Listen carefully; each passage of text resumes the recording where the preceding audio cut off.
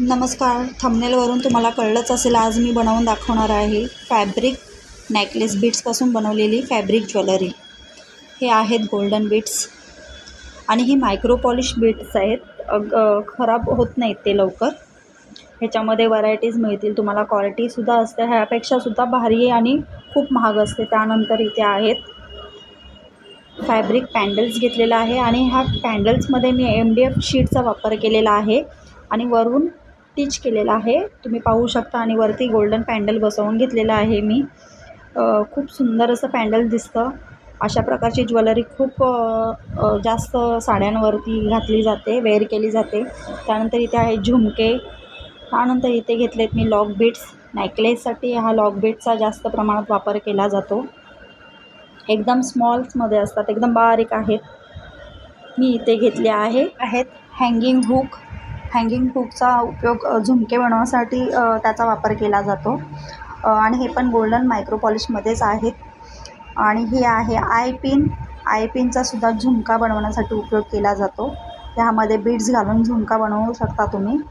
त्यानंतर घेतले इथे मी घेर वायर. नेकलेससाठी घेर वायरचा वापर केला जातो, पाहू शकता तुम्ही. त्यानंतर मी घेतलेत कॉटन बीड्स. हे कॉटन बीड्स मी स्वतः घरी बनवले आहेत. तुम्हाला रेडीमेडसुद्धा बाजारात मिळू शकतात आणि ह्याच्यामध्ये कलर्स खूप असतात. वेगवेगळ्या कलरमध्ये तुम्हाला ते अवेलेबल असतील. त्यानंतर इथे घेतलेत मी माझे कटर असं आहे, तिथे मी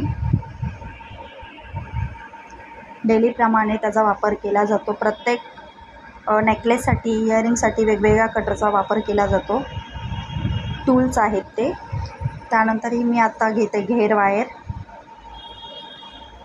घेर वायर आपल्याला पाहिजे तेवढी आपण कट करून घेणार आहोत आणि मी नेक साईजचं बनवते नेकलेस, जेणेकरून तुम्ही साडीवरती वेअर करू शकता. त्या साईजप्रमाणे मी नेक साईजमध्ये घेते. जवळजवळ 18 इंच पकडा तुम्ही.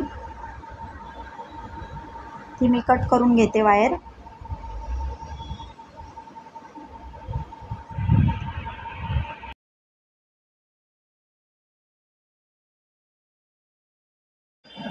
त्यानंतर माझ्याकडे आहेत नेकलेसचे गोंडे. हे गोंडे तुम्हाला ब्लॅकमध्ये पण मिळतील आणि कलर्समध्ये सुद्धा मिळतील आणि हे कॉटन बीड्सपासून बनवले गेलेले आहेत नेकलेस गोंडे. जसे हे कॉटन बॉल जे आहेत नेकलेसचे, सेम त्या धाग्यापासून हे कॉटनचे गोंडे तयार केलेत. तर मी इथे ब्लॅक कलरचा चॉईस केलेला आहे. ब्लॅक कलर प्रत्येक साडीवरती मॅच होतो. कोणत्याही साडीवरती तुम्ही नेकलेस घातला तर ब्लॅक कलरचा गोंडा जरी लावला तरी तो तुम्हाला एकदम उठून दिसेल.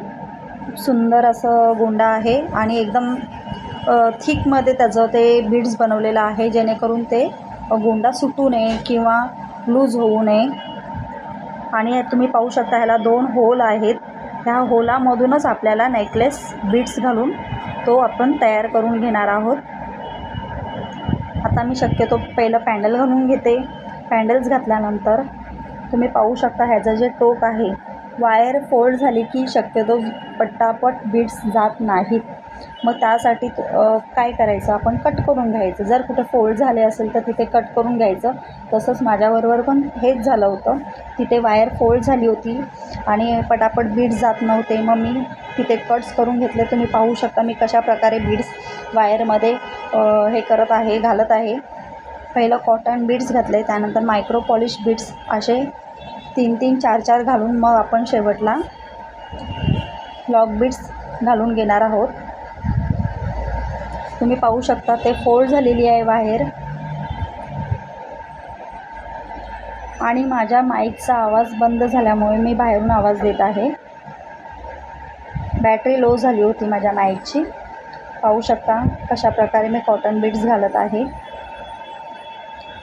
हे बघा, तुम्हाला मी म्हटली होती की वायर फोल्ड झाली तर तेवढं ते आपण वायर कट करून घेणार आहोत, म्हणजे आपल्याला बीड्स घालण्यासाठी इझी जाईल. आणि बीडचे होल पण खूप बारीक आहेत, त्यामुळे खूप प्रॉब्लेम्स होतात. पाहू शकता एक एक आपण कॉटन बीड्स, त्यानंतर मायक्रो पॉलिश बीड्स असं आपण घालून घेणार आहोत. दोन्ही बाजूला सेम आले पाहिजेत, कमी जास्त येता कामा नाही. नाहीतर काय होतं की मध्येच नेकलेस आपलं मोठी साईज छोटी साईज दिसणार, वरती खालती होणार. अशा प्रकारे आपण बीड्स पहिले घालून घेऊया.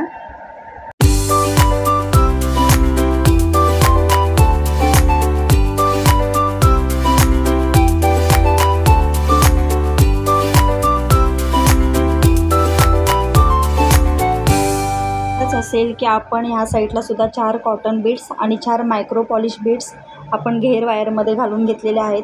सेम प्रोसेस आपण दुसऱ्या बाजूला पण करणार आहोत. 4 कॉटन बीड्स आणि 4 मायक्रो पॉलिश बीड्स. तुम्ही पाहू शकता त्याचे होल खूप बारीक आहेत आणि खूप प्रॉब्लेम होतो.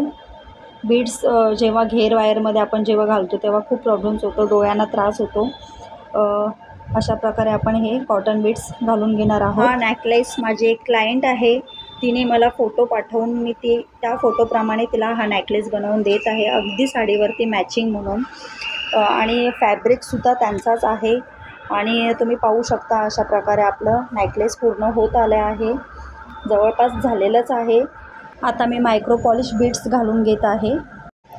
तुम्हाला ह्याचं लूक खरंच जरा वेगळं वाटत असेल, पण जेव्हा आपण हा वेअर करू तेव्हा खरंच खूप सुंदर वाटणार आहे हा नेकलेस.